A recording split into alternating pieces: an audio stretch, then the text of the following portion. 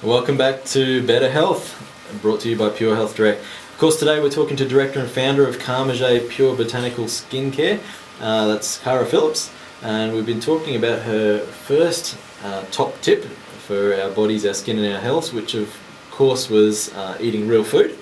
Now, Cara, before the break, we were talking quite in depth about limiting additives and eating the real foods. What's your second tip? Second tip would be eat organic wherever you can. And look, many people worry about the cost of organic and wonder about the benefits, what they really are from eating organic.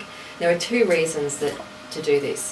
And I think one is what they do contain and what they don't contain. You know, time and time again, studies into organic versus non-organic fruit and veggies have shown that organic foods contain more nutrients than non-organic foods. And why? Look, it's really simple. The organic fruit and veg are grown in soils that are rotated yearly, so the soils are not depleted of vital nutrients from over-farming. And the chemical fertilisers, there are no chemical fertilisers that are added to them to replace the nutrients that really should be in the soil to start with. And now to what they don't contain is the pesticide residues. The introduction of GM crops in Australia, and the GM crops that are allowed in Australia at the moment are corn, canola, cotton and soya. And these crops are what they call Roundup ready. Now, most of your listeners would know what Roundup is. It was what my parents used around the house to kill weeds, but it didn't just kill the weeds, it killed everything that it came into contact with. Right. Yet these Roundup ready crops are being sprayed with Roundup and they don't die. I find it mind-boggling. Do we really think that by eating fruit and veg that are grown year after year in soil that's sprayed with chemicals and artificial fertilisers, do we really think that that's going to result in healthy food? No, of course not.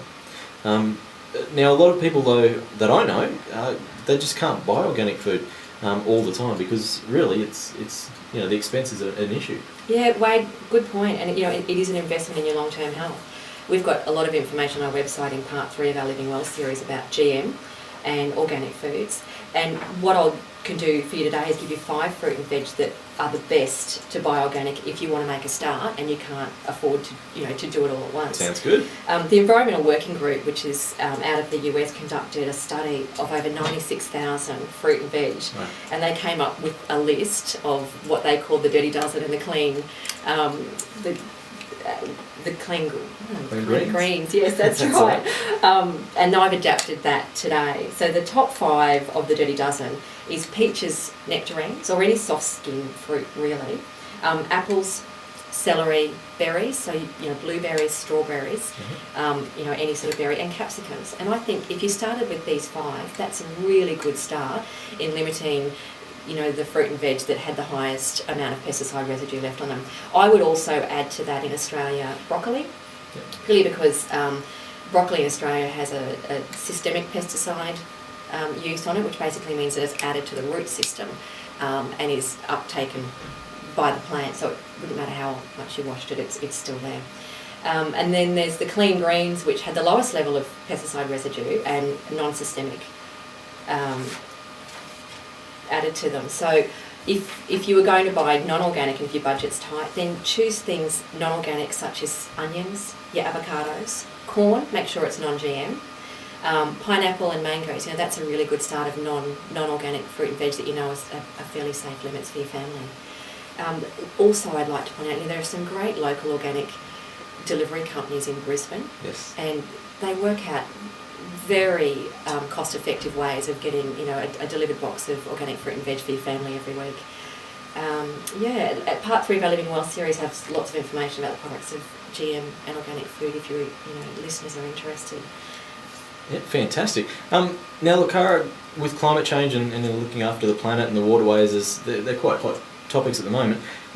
Really does make sense. That's excellent advice. So, what's your third tip for looking after our bodies?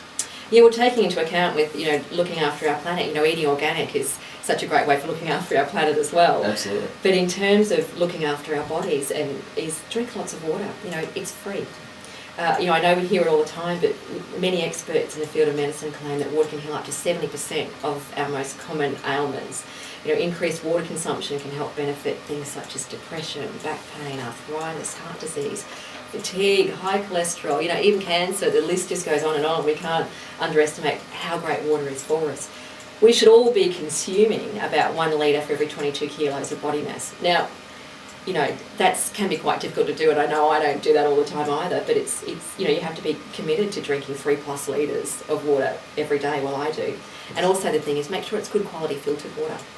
And remember that sugary drinks, tea and coffee don't count, and as you would well know, coffee actually takes out some of the water that you've drunk, so that doesn't count either. Yeah, so these are kind of negatives, aren't they? Yeah, absolutely. And look, I'll tell you firsthand how I've noticed the change in my afternoon habits purely through being, very honoured about drinking lots of water every day. I'm one of those people that post-lunch gets that, the dive in the sugar levels, yeah. And I used to, reach for the sugar, the bit of chocolate, but I now make myself, as soon as I can feel that post-lunch, just start drinking water. I'm amazed at how my energy levels will just increase within half an hour of just, keeping the water into me. Sure, yeah, it sure makes a difference, doesn't it? So water is good for all of us. After all, our bodies are made up of about 70% water. Yeah, that's right. If you weighed 65 kilos, that's 45 kilos of water in your body. That's a lot of water that we need to be continually replenishing.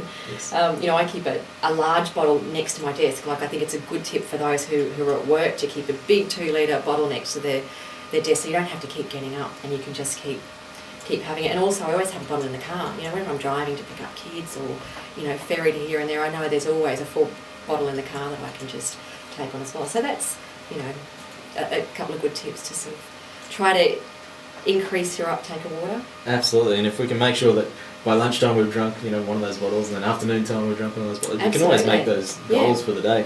That's excellent. Thank you so much, Cara. Now we need to take another quick song break, and when we come back, Cara's going to continue to share her top tips for caring for our bodies and, of course, our skin, which is probably what most people thought you were going to be talking about the whole time, but of course there's much more to looking after our skin than just putting something on it. Absolutely. So we'll be back very soon.